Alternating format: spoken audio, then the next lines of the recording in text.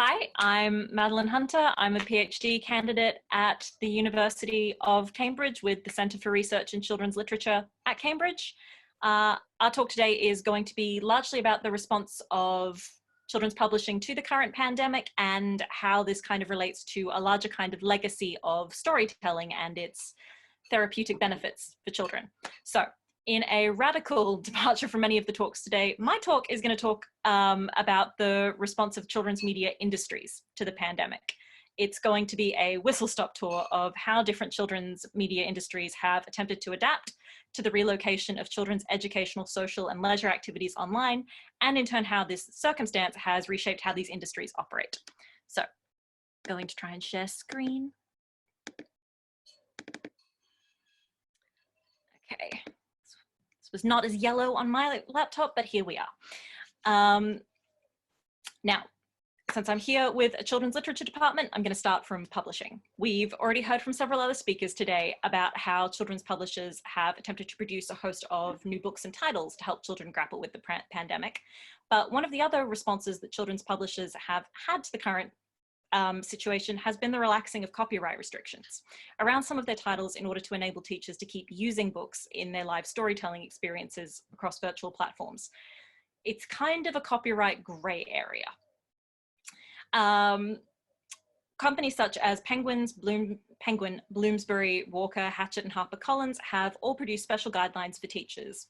And while there's some variation between the different publishers, guidelines generally mandate that a teacher begin their reading by announcing the name and the author of a title and any illustrators, and that they post their recording on a closed educational platform, something like Google Classrooms. Certain publishers will allow educators to post their videos to YouTube, but only if the video is unlisted. This means it's not searchable and it's not accessible to the general public. Libraries and bookstores have also been granted permissions to hold live storytime events across platforms such as Instagram and Facebook, on the condition that all recordings are immediately deleted, either at the end of the event or a predetermined release window. Again, varies a lot from publisher to publisher. Now, while some publishers such as Scholastic insist educators receive written permissions before they post the recording of their videos, others such as Penguin, Hachette, HarperCollins all seem to be treating this process of reporting as more of a formality. In order to secure permission, an educator must email the publisher, again, slightly different information requested by different publishers, but generally what they ask for is title, author, name, and ISBN of the book that's going to be read, name and address of the institution and the institution type, so whether it's a bookshop, a school, or a library, contact information for the individual who's performing the reading, and the details of the platform on which the video was uploaded, generally with a link. Now, obviously, while publishers have sought to reframe the relaxing of these copyright guidelines as an act of generosity undertaken to best serve the community of readers, to borrow HarperCollins' phrasing, there's an undeniable commercial imperative at play, and I think the tension between the two is most clear in this directive from the Scholastic website. In these challenging times, it's more important than ever to show support to the authors and illustrators who have imagined and created the books you enjoy. At the beginning of your video, please ensure that you credit all creators and state that you are presenting your reading with permission from Scholastic. By insisting that educators, librarians, and booksellers verbally state they've received permission from the publisher, the publishing company is thus able to really strongly affirm the link between an individual title and the brand that publishes that title. In effect, they transform, well, it has the potential to transform educators and booksellers into promotional agents for the publishing company, all under the auspices of offering legal protection. Sharing a book becomes indivisible from spruiking for the brand. And in this light, kind of have to wonder to what extent the reporting requirements that I outlined above potentially constitute an opportunity to gather really rich marketing data about how specific titles are used within classrooms. Now, authors, illustrators, and performers have also taken to producing their own read-alongs on social media platforms such as Facebook, Instagram, and YouTube. Some notable examples that we've enjoyed over at the CRCLC are Mo Willems' Lunchtime Doodles, Dolly Parton's Imagination Library, the Roald Dahl HQ's James and the Giant Peach with Tyker and Friends, and the PBS Kids and Random House's Read-Along with Michelle Obama. What I find so fascinating about these read-alongs is that they target demographics of children across platforms that should be inaccessible to those same demographics. Simply put, children under 13 aren't really supposed to be on any of these platforms. They certainly can't have accounts without violating these platforms' terms of service. Now, while all three, Facebook, Instagram, and YouTube, have their own histories of mismanagement of children's media content and data, YouTube is far and away the worst offender, after spending years touting its popularity with children to advertisers while denying that it hosted any child-directed content or that children under 13 even watched YouTube without parental supervision. Last year, they were fined $170 million by the Federal Trade Commission for violating the Children's Online Privacy Protection Act for illegally collecting children's data without their parents' consent. And yet, as the four examples I've just shown demonstrated, and countless others also would demonstrate, YouTube remains the most popular choice for promotion and dissemination of video content. The COVID-19 pandemic has really put into sharp relief the incompatibility of our existing regulatory frameworks, but also attitudes towards digital information and communication technologies, and our continued desire to enjoy and make use of these technologies and the conveniences that they offer. The issue is, of course, particularly fraught where it comes to child users, particularly given the existence of COPPA in the US and GDPR here in the UK. And while there's any number of examples I thought about using for this, including the meteoric rise of TikTok and its subsequent unveiling as a possible Chinese data farm, or the ongoing debate of how and even if we should be safely integrating social features into children's online gaming experiences, the example I've chosen to go with is Zoom. So this is going to be a little uncomfortable. Zoom's exploded in the context of the COVID-19 pandemic. This once obscure company has now become pretty much the default platform for meetings, teachings, and of course, conferencing. Platform is so ubiquitous that media outlets and industry professionals have increasingly taken to referring to the generations of children growing up under the pandemic as Zoomers, effectively giving a single corporation the patent for the identity of an entire generation of the world's youth. In many respects, Zoom was not ready for this close-up. The company has continued to go back and forth on whether it would offer end-to-end encryption for free users, and there's been repeated privacy concerns related to the app, related to the amount of data and what data the app collects that I think are really fraught if we're talking about children using it. These include the ability of the app to collect the names of everyone on a call. So hi, everyone. To collect documents shared on screen, to collect transcripts of conversations that it can also automatically generate from the videos, and also its ability to use videos recorded on the platform, as this one is being recorded, for the development of facial recognition algorithms. All of these particular features are impossible for users to opt out of. On top of this, particularly in the early days of the pandemic, the platform showed itself to be particularly susceptible to hacking, with anonymous users hijacking or Zoom bombing meetings to broadcast a range of distressing content, and this included images and even in some cases potentially live streams of child sexual abuse. To quote cybersecurity journalist Kate O'Flaherty, oh, wrong way, Zoom privacy, bucket of red flags. And yet this is the platform to which we've handed over the data and potentially the enduring legacy of a large portion of the world's children. So that's fun. For something a bit lighter, another big beneficiary of the COVID-19 pandemic's confinement of children to home has been the television industry. Children were already a really highly coveted demographic pre-pandemic, especially for streaming services. And Amazon Prime in particular decided to capitalize on the pandemic by making all of its kid film and television content free to watch for everyone, regardless of whether you had a Prime Video membership.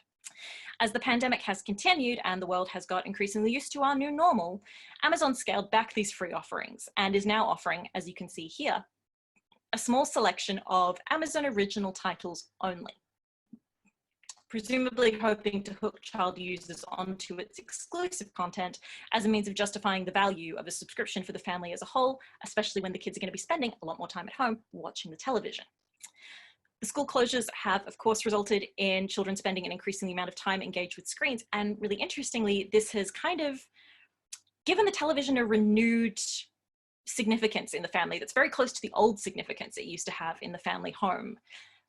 Families are not only spending more time watching television together and thus, helping to maintain social contact within a household, but the ability of televisions to be hooked into other social and entertainment media platforms and also consoles means that the family television becomes a way for children to maintain social contact between their home and other homes, and thus their friends and family who don't live with them.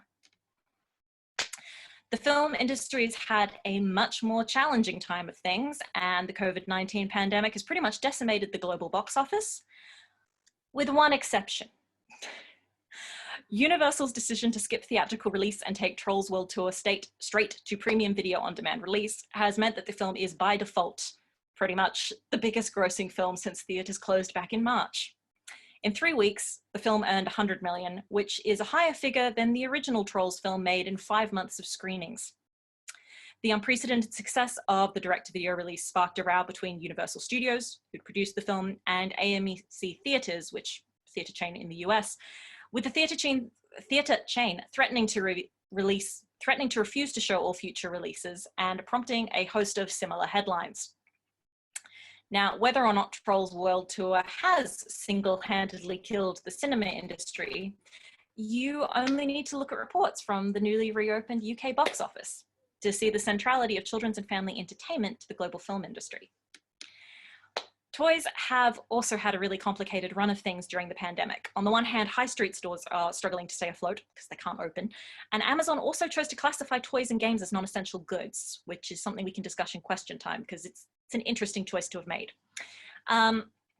Nevertheless, in the UK, the toy industry still managed to see a 17% growth in toy sales compared to this time last year, with a particularly notable 43% rise in puzzles and board games, but also a 31% increase in the value of outdoor toy sales, particularly around May when everything was very, very sunny.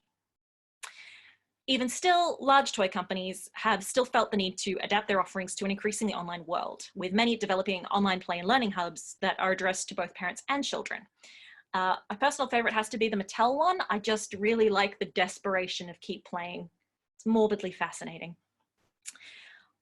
These play and learning hubs testify to what I think is a larger trend in the children's media industry and its gradual transformation from seeing itself as a provider of independent or even networked commercial goods to providers of larger entertainment services. And that's become particularly obvious in the context of the pandemic, with everyone moving their lives and their learning and life online. So, COVID-19 pandemic has thrown into sharp relief the tension that exists for media industries between the pressure and potentially genuinely held desire to help their consumers during a challenging time, and the commercial mandates by which they are underpinned, and how very difficult it is to balance either of these demands in an increasingly digital world. A lot of this talk has had the potential to be kind of depressing, so I wanted to end on a relatively positive outcome of the pandemic, and one that seems particularly pertinent in light of some of the later conversations that have been happening today, and that's the growth of the children's audiobook market. Children represent the largest growth sector of the audiobook market and have since about October 2019, so the growth is recent, but it's big. And thus it's unsurprising that a lot like the video providers, audiobook services such as Audible rush to make their children's catalogs free to access. It's taken a while for audiobooks to establish themselves in the children's market, and so up until the last few years, if you were looking for free audiobook content for kids, you were going to be restricted to things that had already fallen into the public domain. And that meant you were going to be faced with a library with some pretty strong biases in terms of narratives and authors who were represented. The COVID-19 pandemic has not only seen an explosion in the amount of audiobook content being made available, but because the pandemic has coincided with renewed calls for social and racial justice epitomized in the Black Lives Matter protests, the libraries that are now getting produced and made available for free are aiming to be much more representative of a diversity of voices. So if you now look at Audible, all of these books are there and they're all available for free. And so that's one good thing. So now that I've brought things back around to literature, I'm going to hand over to Amy and Gabriel. Ooh, thank you, Thank Madeline. you so much. Can people hear me? Cool, okay. Yeah. My name is Gabriel Duckles. Thank you very much, Madeline. So I'm a first year PhD student at the University of Cambridge, looking at representations of HIV and AIDS in children's and young adult literature. And I'm here with my co-presenter. What I might do first, Amy, if you don't mind, is see if I can share my screen. Yes. So Madeline, do you need to stop sharing your screen? I'm trying. Okay. And also, I've got a transcript of what me and Amy are going to say in case anyone prefers to kind of read. So I've put that down as a Google Doc link in the chat if anyone wants to skip ahead and see the ending. Thank you. Right. So I've never done this before, so I'm overwhelmed with excitement.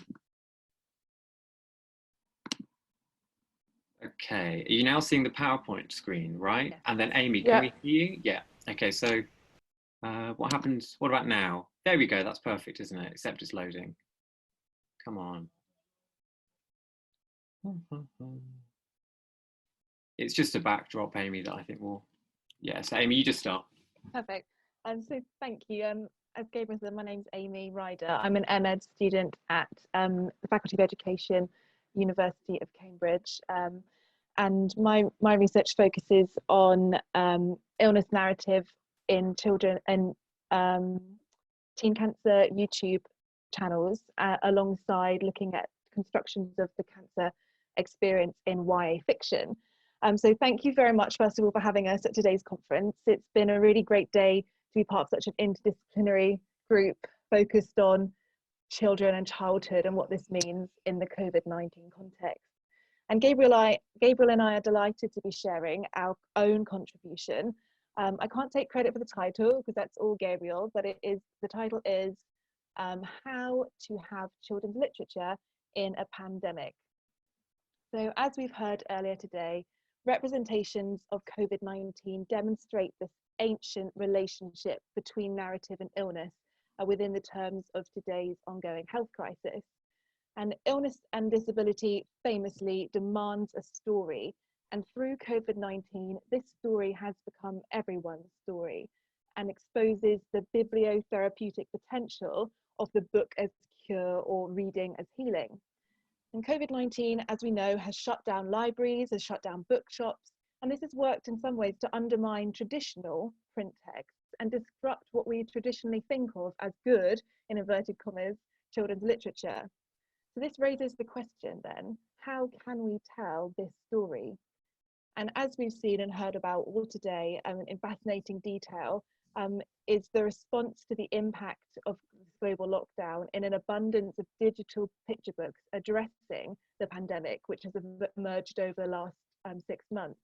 So in this paper, we want to think from a children's literature study perspective about their contexts and effects. To you, Gabriel. Ooh, thank you. Why is this not, oh, for God's sake, why is this not working? Oh, there we go, right, and there now. Yay. Okay.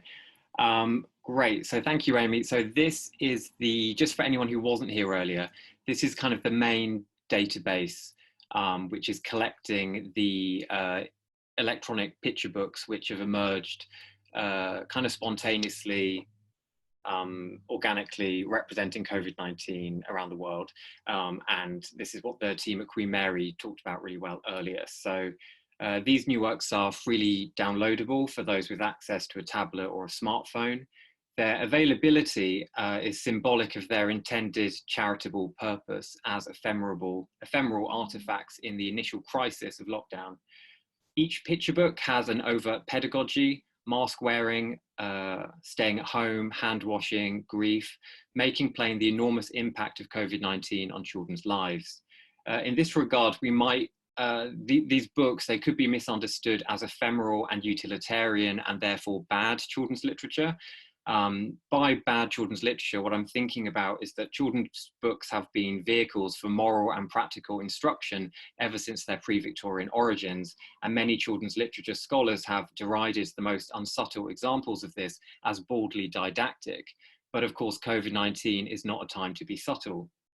Each picture book has been prepared as a matter of urgency, and they tend to be marketed in ways that draw attention to their quick production. These COVID-19 picture books were never intended to become classics, but rather respond to an immediate need. We're certain, it seems, that when the crisis is resolved, as it surely will be, these picture books will lose their contemporary purpose and fade into mementos of a finite period of chaos. Yet, as the initial crisis shifts into a suspended long-term abnormality, what in the United Kingdom is being called the new normal of classroom bubbles and social distancing, some children's publishers, and this is kind of what Madeleine was talking about, are already moving back to a print model for pandemic narratives. For example, Faber's upcoming While We Can't Hug comes to mind as an example of that. So we might see this return to print as proof that the first act of COVID-19 has now concluded and we're moving into the second. It's an admission that the pandemic is going to remain embedded in children's lives for the foreseeable future. These picture books which we are discussing will therefore continue to evolve into a subgenre of sorts, making their critical collation an important ongoing scholarly endeavour, which is why we're so excited to hear about this project earlier today, because I think that's so important. So these rapidly made and freely available digital picture books from the first months of the pandemic constitute an archive of early ephemeral representation. In this archive, the offerings of mainstream publishers are awkwardly juxtaposed with homemade PDF picture books. These include Molly Watt's Dave the Dog is Worried About Coronavirus, which some people here might recognise, which is on the screen now. So in this book, the eponymous canine's anxiety about COVID-19 is soothed by Nurse Dottie, who you can see they're kind of side-eyeing each other, which I don't really understand. So by Nurse Dottie, who's a friendly owl. So the author of this, Molly Watts, is a pediatric intensive care nurse who works in a hard-hit city on the south coast of England. Dave the Dog went viral, so to speak, right at the beginning, in early March, and has been downloaded more than 250,000 times in over 150 countries around the world. And really it's because Dave the Dog is one of the first picture books that you see on that New York database, because it's listed in chronological order. So Dave the Dog has since been self-published as a print book, which is available on Amazon. Notably, it's not been picked up by a traditional publisher, as far as I can see. There might be some reasons for that. Watts was actually commended by the Prime Minister for her picture book. Boris Johnson's praise emphasised her work for the NHS at a time when his government was under considerable attack for mismanaging the pandemic and worsening the skyrocketing rates of death. Hence, the viral success of Dave the Dog shows us two things. It shows us how the initial crisis of lockdown allowed non-mainstream voices to briefly compete with traditional children's publishers, and in turn, it shows us how these representations of COVID-19 can be taken up for nefarious political posturing. On that note, we want to consider the other political possibilities of this archive of representation. So as Priscilla Wald notes, the rapid spread of a modern pandemic evokes the archaic fear of a globalized world. Perhaps for this reason, COVID-19 bolsters national borders, it amplifies xenophobia and stokes division both between and within countries. For example, the racist demagoguery of President 45 and his decision to withdraw from the World Health Organization, among many other examples that I'm sure we can all think of over the past few months. So while the pandemic puts up borders around the world, free resources of children's literature aim to speak through and beyond them. In this regard, they're always an aspirational endeavor. The International Board on Books for Young People, which some people here might know, otherwise known as IBI, recently arranged for several Chinese picture books about the pandemic to be translated into multiple languages and distributed digitally for free. So this double spread here is from one of these books called Waiting for Dad to Come Home by Chen Ying, which is about the first outbreak in Wuhan earlier this year. So we would really recommend looking it up because it's a powerful and actually very gripping depiction of the Wuhan outbreak told from the perspective of a child. So the picture book describes a young boy's fear as his father is taken away to the front line of the pandemic as it rapidly unfolds, changing the city around him. The original work was created in just 17 days between January and February for Chinese children as the situation worsened around them in real time. To read this work now in English or Russian or Spanish or any of the other languages that it has been translated into, while being cognizant of its original context, reassures us that our own outbreak narratives will similarly be contained or even come to an end. We can understand this as children's literature being passed as a gift from culture to culture and outbreak to outbreak to provide the solace and comfort that is characteristic of nearly all children's literature. Just as doctors around the world share their findings to contribute to new knowledge, the IBI project therefore promotes international children's literature as a collective social good. As COVID-19 amplifies global tensions, the translation and free circulation of pandemic picture books reminds us that solidarity is central to what children's literature is and does. So on that note, I'll just finally mention that an obvious recent example of this solidarity can be seen in the children's literature response to the Black Lives Matter movement following the murder of George Floyd.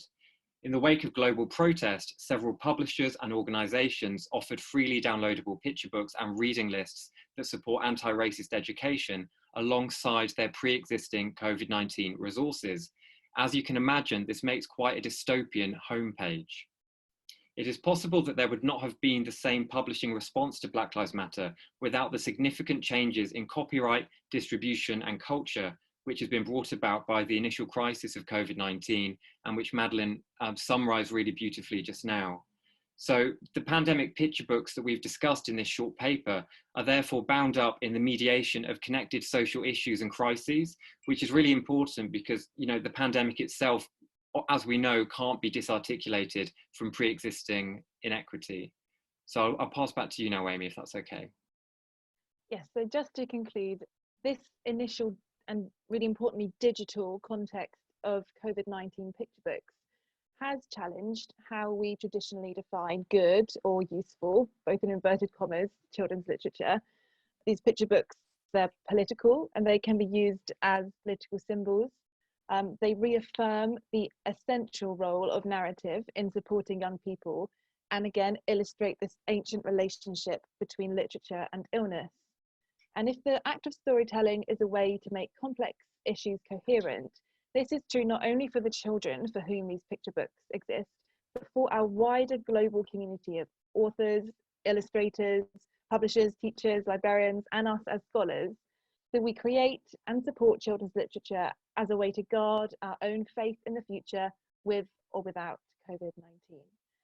So thank you for listening. That's all from us. We're looking forward to discussing any questions you may have at the end, but for now I'll pass over to Stella. Hi, can everyone hear me? Yes. Great, I'll try sharing screen. Is that working? Yeah, great. Okay. So hi, I'm Stella. I'm a PhD student at the Centre for Research in Children's Literature at Cambridge also. And I'm going to sort of slightly move the conversation towards more of a literary theory perspective now. So I also will just say I've also just dropped my my kind of transcription of this in the chat, so if that's helpful to anyone for references as well. So ghosts, spirits and spectres have played a vital role in oral written narrative throughout history and across cultures. My PhD research personally seeks to bring children's literature into dialogue with spectrality theory.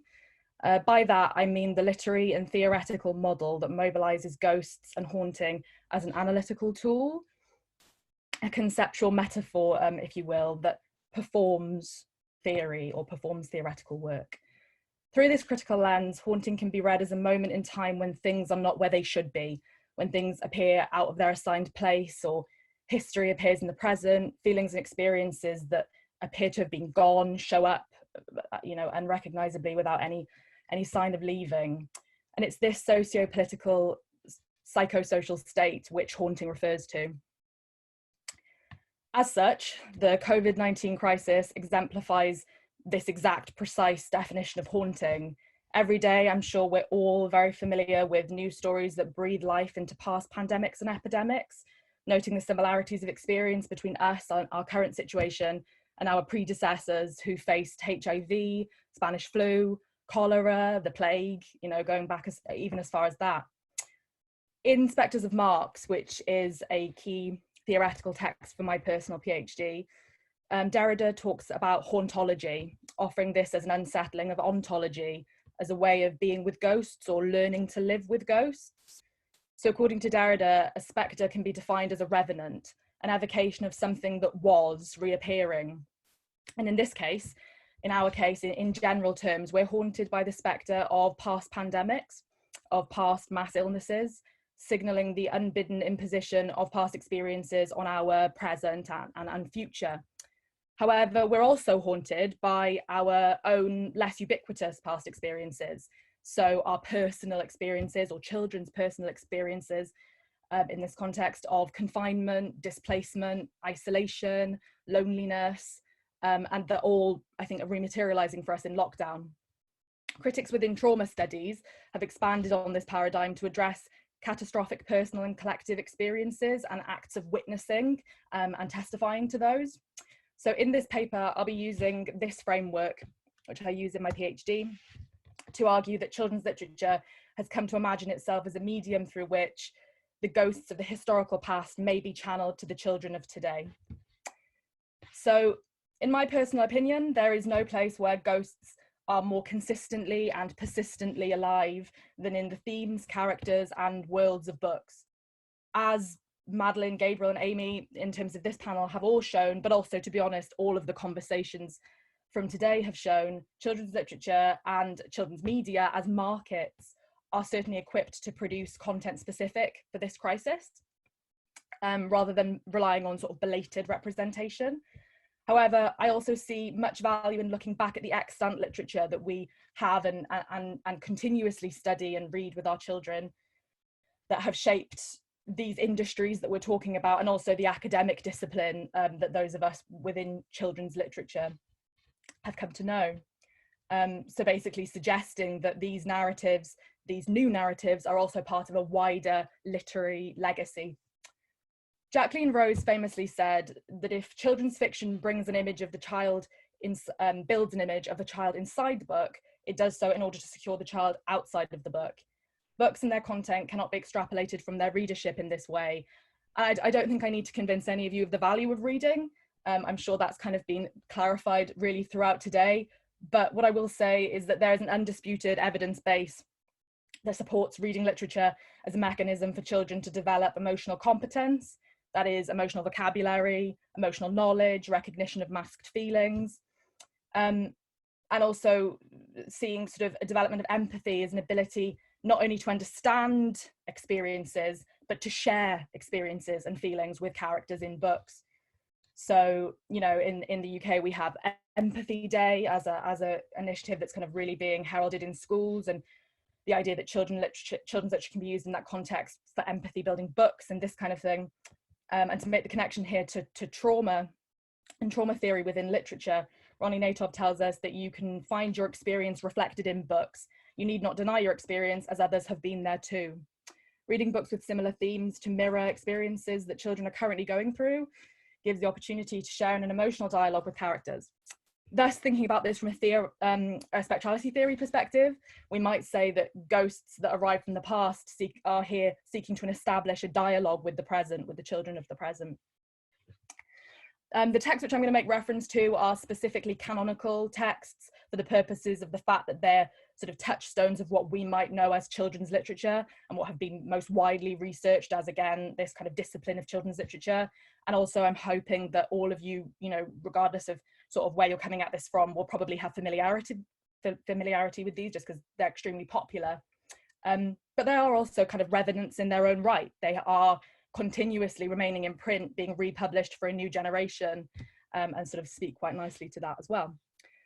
So Frances Hodgson Burnett's The Secret Garden takes up the subjects of isolation, illness, and autonomy. Thematically, the text's subject matter mirrors many of the issues children face in our current climate, and that we've been talking about really, you know, for the course of today. The Secret Garden focuses on the experiences of juvenile isolation, alienation, and follows a young girl adapting to life in new and initially disturbing, you know, circumstances. Having grown up in colonial India, our protagonist Mary is orphaned and required to move back to England due to her parents dying of cholera. The Secret Garden exemplifies the horror of the cholera epidemic through the personal isolation and childish confusion of our young protagonist. So here's just a quotation that you can read on the screen. And basically, you know, what I think this exemplifies is that Burnett's text revivifies the uncanny fear and urgency of mass disease that we're all going to be so familiar with at the moment. And while Mary's self-sanctioned quarantine is faster in this extract and probably more dramatic than most of the experiences of children facing, you know, trauma and death from COVID-19 today, the general gist and experience of this, of feeling confused and personal inconsequentiality in the face of this horrific illness, is very familiar. In the context of the wider book, The Secret Garden has not aged brilliantly, I would say. I think that Colin's representation of disability is hugely problematic for modern readers, and the kind of idea that it's all in his head is something that is not, you know, I don't think would be considered appropriate, and would certainly need to be a discussion point with children, that that's not perhaps the best or most helpful representation of disability today. However, regardless of this, and regardless of the issues in content and context, this is a very clearly enduring text in our kind of collective cultural consciousness. You know, this is actually, here's the film poster, is currently going to be set for a new adaptation from STX Entertainment in August, like this year, next month. So it's clearly something that's still, you know, really within our cultural consciousness. Intertextually speaking, this next book, which I'm turning to, is certainly haunted by the legacy of the previous Secret Garden. Philippa Pearce's Tom's Midnight Garden is another very famous and hugely popular text that directly materializes themes pertaining to isolation, loneliness, and the abstraction of time and confinement. At the beginning of the novel, we meet Tom Long, a young boy who has been sent back to his aunt and uncle's house to quarantine while his brother recuperates from measles. Time is a central concept within the novel, as Pearce grapples with the abstract and illusory qualities of time that can, you know, be taken on by time when a child's familiar routine is missing or is disjunct or changed. And upon the grandfather clock striking 13, Tom is transported back to a Victorian garden where he plays freely and befriends a young girl named Hattie. Here is another quotation. In this passage, before we've even entered the garden, before we really even truly got into the kind of magical elements, Pearce animates the fantastical workings of the clock to foreground the ambiguous sense that is pursued throughout the text, that the world of the novel may be purely magic, or it may simply be the product of Tom's imagination. As for Tom, the monotony of quarantine is transformed into creative power and unbridled ability to play.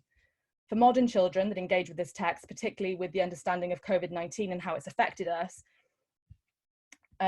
Pearce's text exemplifies the traditional model of fiction serving as a vicarious experience for the child reader.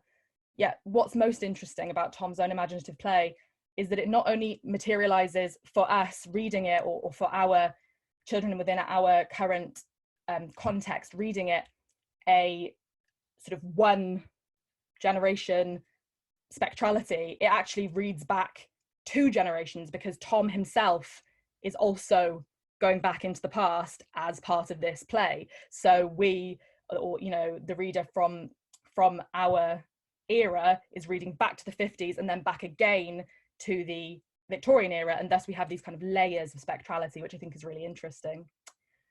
Within the fields of memory and trauma studies, different and divergent arguments have emerged as to how much these texts could actually be used for the palliative possibilities of memory work.